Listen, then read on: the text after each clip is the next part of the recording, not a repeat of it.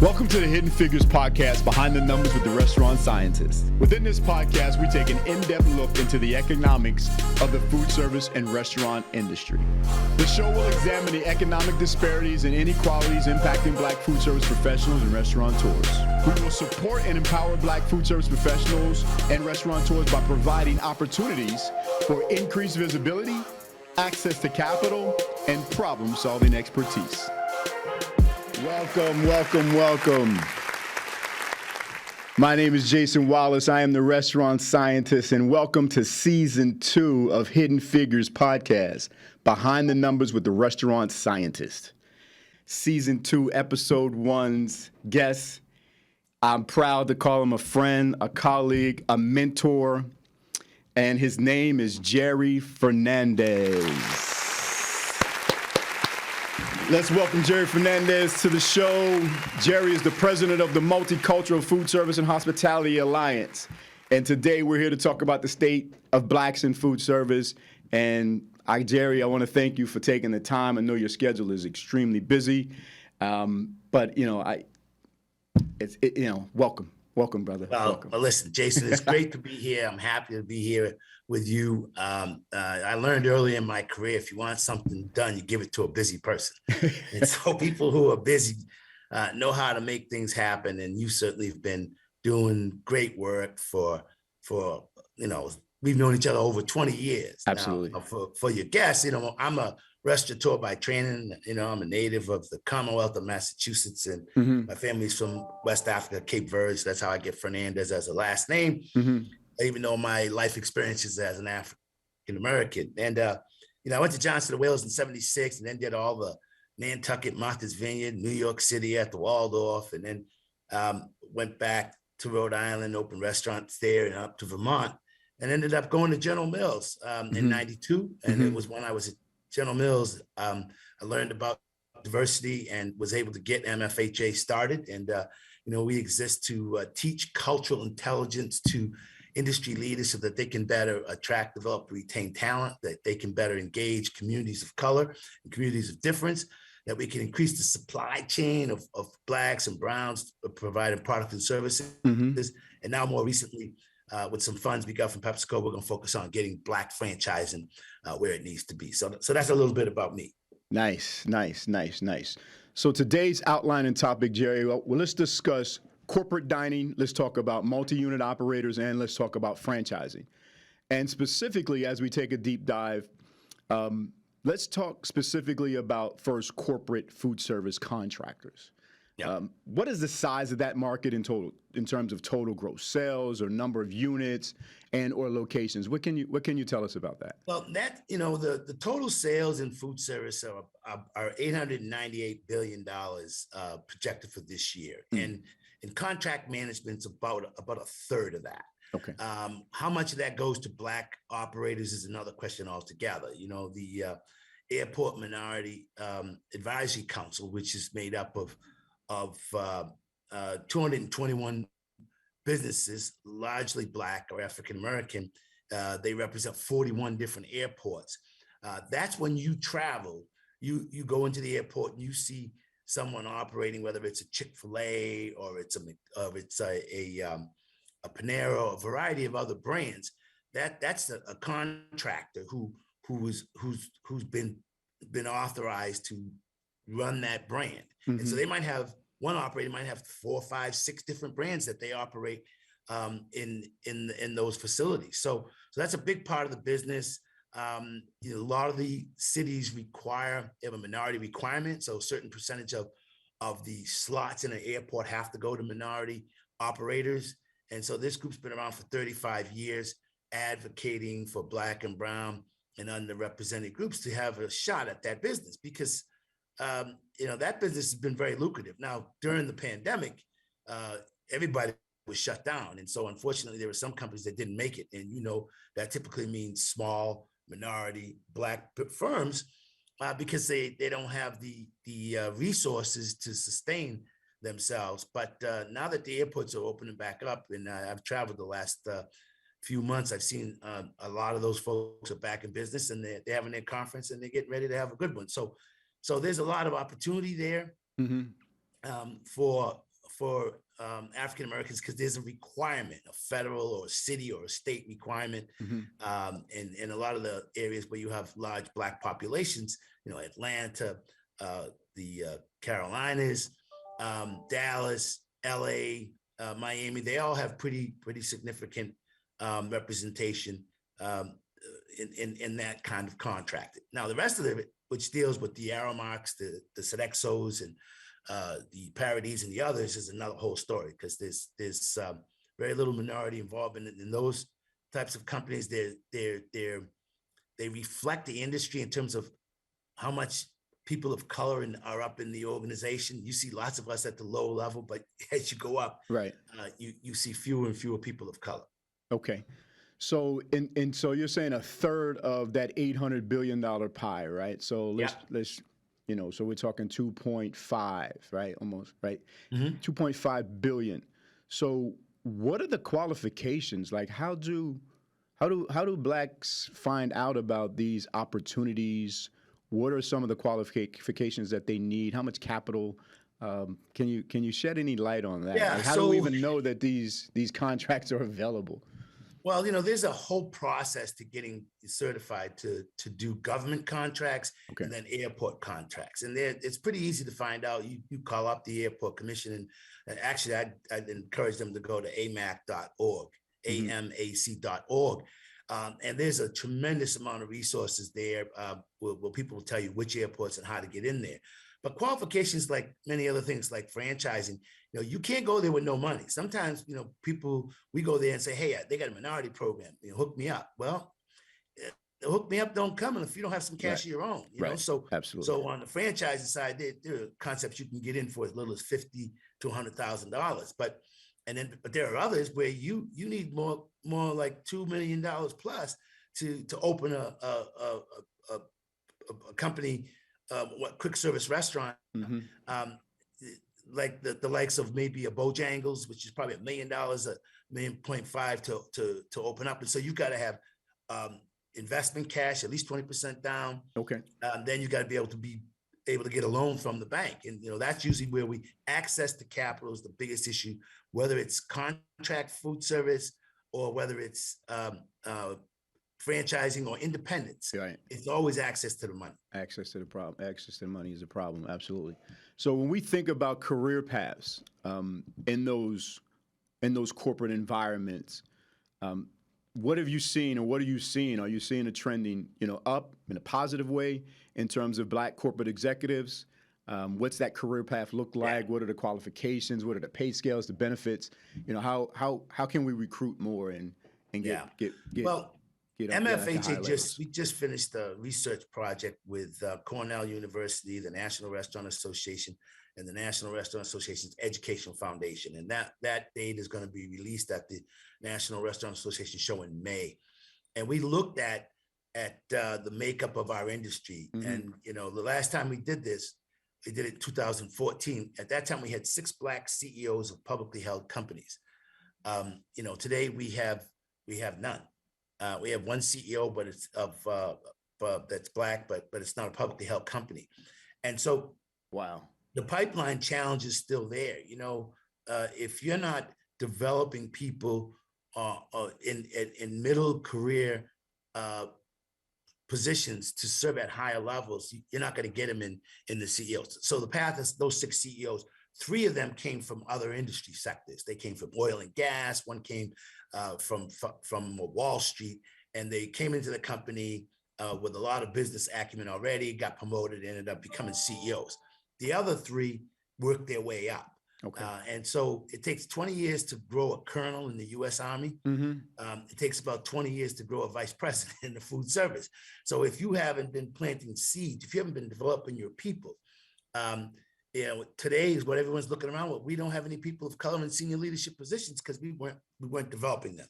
So the career paths are clear, they're there, but there's a lot of things that, Jason, we didn't know. Yeah, I didn't even know there was such a thing as running an association like what I run today. Right, the state restaurant associations, and all those organizations serve the industry in many ways, but most times we don't know about them. We don't know how to get there. Right. But I'll tell you, the most important thing is right now is intentional training and education for mid-level people of color to show them this is what you've got to do better to go from being a general manager of one restaurant to be able to supervise 3 to 5, to be able to supervise 20 to 40, to become, VP and ultimately, president of the company. That path is there. It's just not been focused on educating communities of color. And that's something that we plan to do something about beginning more aggressively in the second half of this year.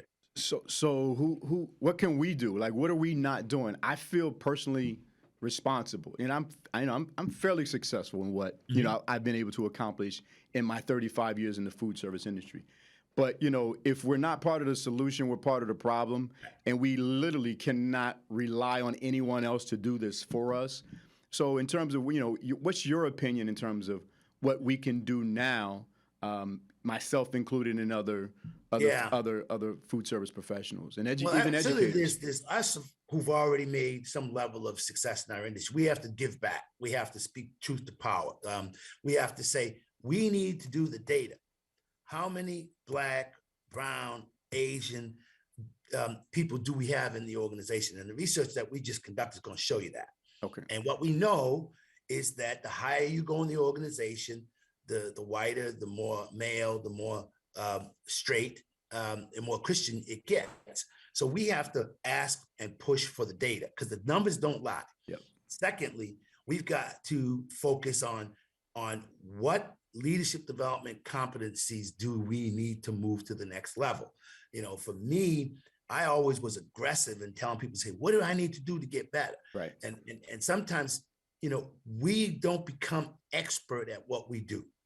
And that's the thing that I pass on to young people all the time is be excellent at what you do right now, because you're not going to get promoted. I'm not going to promote you as a Black man. I'm not promoting you if you can't do the job you're in right now. Right. Learn how the business makes money. Right. I ask people, how do you think a hotel makes money? Well, it's all that food and beverage. No, they make money on rooms. Right. Okay. So it's important for us to understand, how the business works, get close to the numbers. Right. I also think folks like you and me have to be louder and more aggressive in our demands for the industry to step up and provide the resources. Budgets reflect priority. I learned that from Andy Ingram, who runs the Black Hotel Owner Operators Organization. Mm-hmm. If you have no budget to develop people of color, then you're not committed to them. Mm-hmm. And in this environment, young people want to know what you stand for. Your values have to line up with their values. And that's the challenge. But there's a big opportunity because of what COVID has brought, and the racial reckoning conversation is companies are wringing their hands, figuring out how are we going to fill our pipeline of talent. They're going to have to do things different. People like you and me who've been successful have to say, this is what you need to do. This is the way, this is what worked for me. And we got to call out what's not working. And I just think we have to be more aggressive about it. We also have to, like I said, push hard for the numbers, because the data year over year, who's getting promoted? Right. If you don't see any Black people being promoted, ask why. How many have they been through any development training? Right. Who's mentoring them? Right. Those are the things that get people promoted. Right, right. And, I see, me being a former chef, I don't know if my listeners know, I'm a Culinary Institute of America graduate, chef by trade, did an apprenticeship in La Rochelle, France. Line cook, sous chef, executive chef, went back and got 2 more degrees, have a master's in food business now. But, and I see a lot of push and energy now on the culinary side, right? We have phenomenal Black chefs out there, male and female. They're getting exposure. But even someone like myself who stepped away from the kitchen and wanted to focus on the business side, understanding the balance sheet, assets, liabilities, owner's equity, the profit and loss statement, net operating income, and statement of cash flow. And really, like you say, a hotel it's a one-day lease. It's no different than leasing an apartment. But that's exactly what hotels do. So in terms of that, let's take an examination in terms of what we can, like who should we be going after? Should we be going after some of these HBCUs and saying, okay, what type of food service programs, right, curriculum do you have? Do you want us to help you develop them? Because to me, I think education is the only way to narrow that gap. Right, I sit on the board of advisors for the Culinary Institute of America in terms of trying to get black chefs to come instructors, and we, clearly we just hired our first, female black chef, Roshara, up there as an instructor. But it was, to be quite honest, Jerry, it was tough. But I would reach out to some of my colleagues in black chefs, and they don't want to teach. You know what I mean? They don't understand what it takes to be an educator. So therefore, when you're in those institutions, the students don't see people that look like them, and we're not even aware of those career opportunities. So let's talk about that a little bit. It's an industry-wide issue. Yeah. Well, we need to expose young people, even mid-career professionals, to what their career can look like.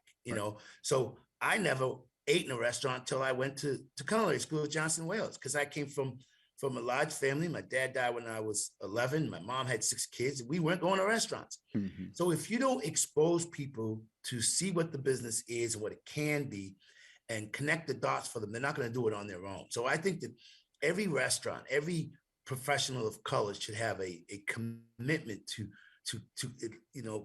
annually, preferably quarterly, make it your business to get out, go do lecturing at high school kids, younger people if you can, and say, hey, look, this is who I've been around the world. Jason, you've been around the world. Thanks to Foodservice. Absolutely. I wasn't the smartest kid in school, so we have to Absolutely. show them what it takes to be successful. They need to be inside restaurants and have somebody walk through a chef-driven organization.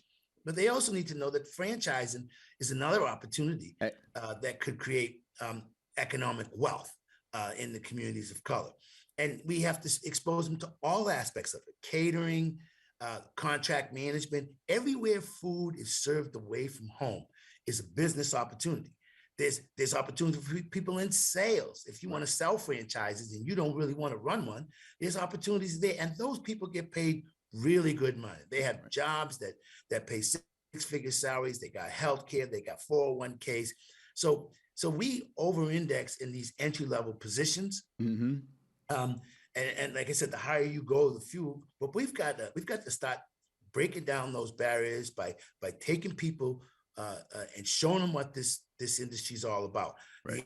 The industry has to do a better job at promoting and telling its story as well. Yes. Packaging it up with videos and promotional pieces, going to the HBCUs. Like we're going to be doing an HBCU tour to talk about franchising later this year. Okay. And that's intentionally identifying the schools where we think there's an opportunity, getting on their agenda, going in the classroom, talking to them about what it takes to get into this business, going to their alumni associations and their gatherings and their events, going to whether it's the party or the football game. We need to show up to promote our industry as a legitimate career opportunity.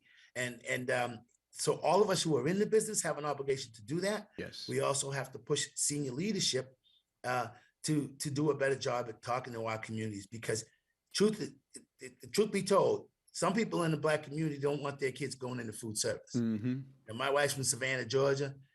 And when she brought me home, my mother-in-law said, "You bring home a cook?" I didn't send you to college to come over with a cook, right? She was looking for something different. And so we've got to let people know that, hey, this cook has been all the way around the world, has earned a better income than all my other family members.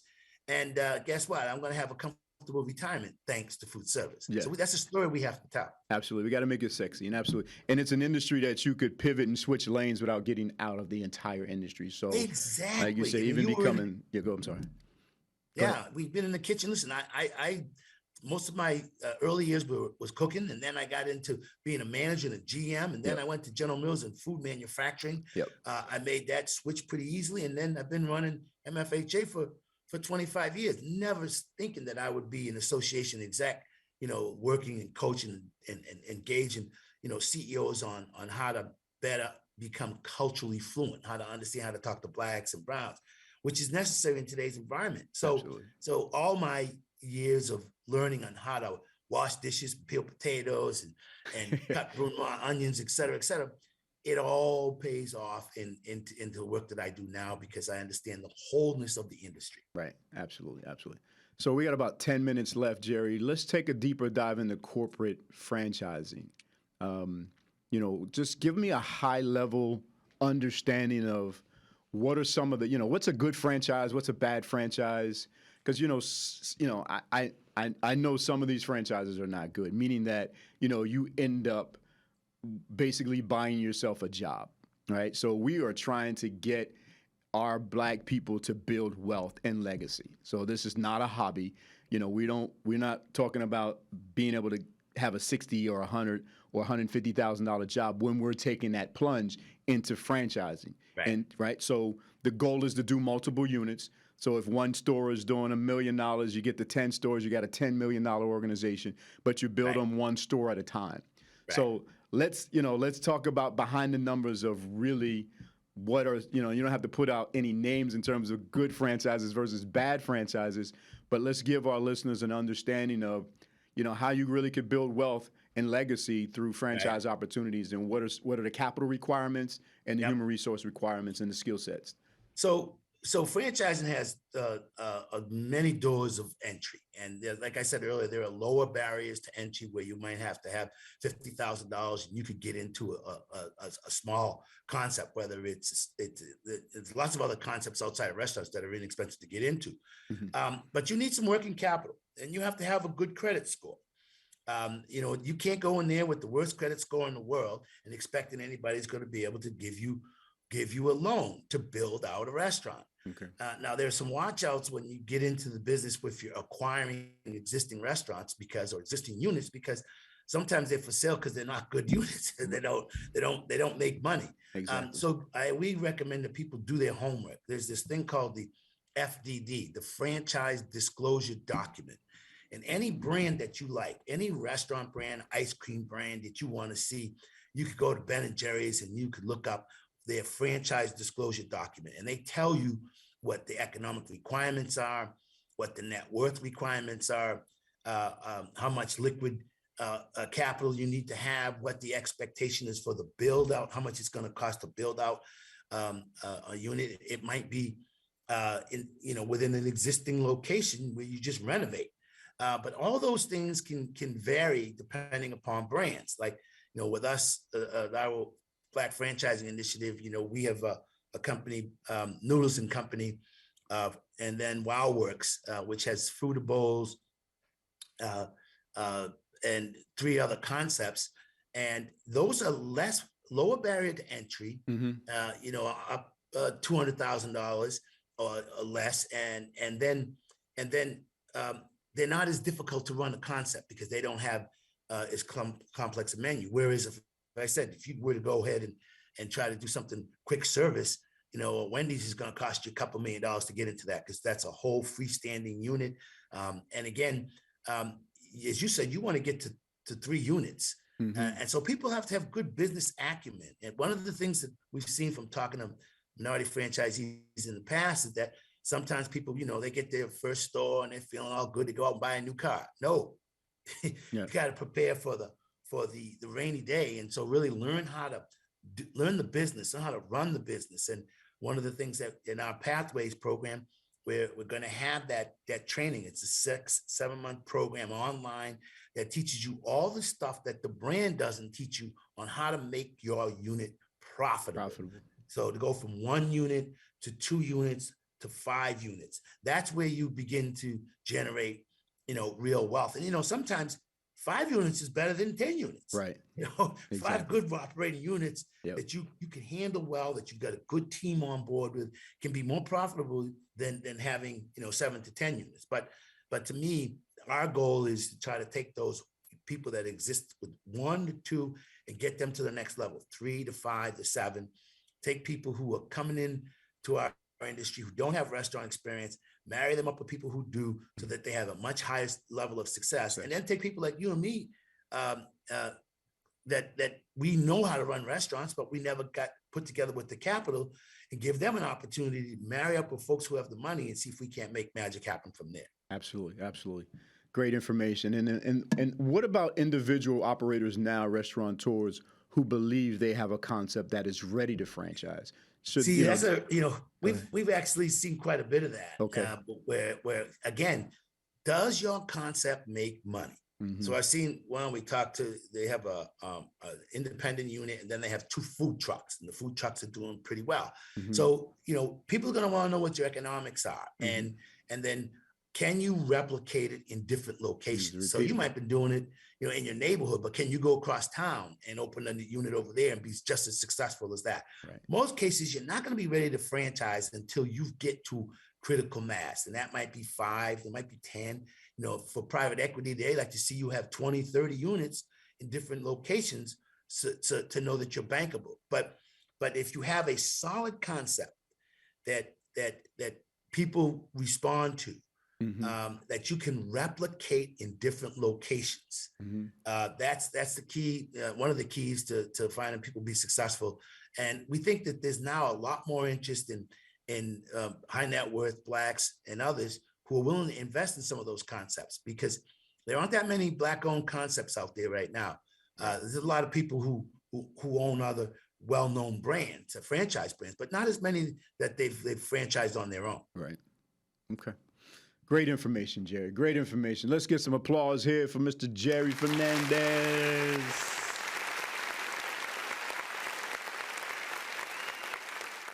So, Gerry, opening up, closing out the session. How do people get in touch with you? What are some of final departing wisdom, facts, information you'd like to share with my listeners? Now is the time. All the money that has been pledged to serve the Black community after the George Floyd and the related killings took place, now's the time to call people on the carpet and say, hey, listen, what are you doing to help our community? How can I participate in this program? Number 2, if you were interested in the Black Franchise Initiative, go to MFHA.net, MichaelFrankHarryAndrew.net, MFHA.net. Click the link there, and they'll tell you how you can sign up. We have our first series of webinars coming up April 19th in the afternoon, I think from 2 to 3, but that'll be on the website, where you can come learn all about the program, how it operates, how you can get involved, what the requirements are. And then we'll also be talking to some of the franchise brands and telling you what their success. We'll actually have some Black franchisees on sharing their story. So if you're interested, now's the time. Make sure you got a little money in your pocket. Don't come empty-handed. This is hard work, as you know, Jason. But anything worth working hard for is going to be worthwhile in the long run, because we're doing this for our family, our kids, and for our legacy. Absolutely, absolutely. Thank you again. Thank you. Let's get a long round of applause for Gerry again. Gerry, it's been a pleasure talking with you. I want to thank you for taking the time out of your busy schedule. And brother, if you ever need me for anything, don't hesitate to reach out to me, and I look forward to working with you going forward. I know we got some other you keep things. doing that great work, Mr. Food Scientist over there. I appreciate it. The restaurant doctor, all those labels, they apply to you, man. You're doing great work helping brothers and sisters improve the quality and the profitability of their restaurant. So we'll see you next time. Thank you. So that wraps up season 2, episode 1 of Behind the Figures, Behind the Numbers with the Restaurant Scientist. My name is Jason Wallace. I want to thank our sponsor, Eat Okra. Let's give a shout out to Eat Okra. Shout out to Eat Okra, please. If you don't have the app, go to Eat Okra app, download it. It's in if you're an Android user, if you're an iPhone user, please download the Eat Okra app. And you can also go to the website at eatokra.com. My name is Jason Wallace, the Restaurant Scientist. Until we meet again, power to the people.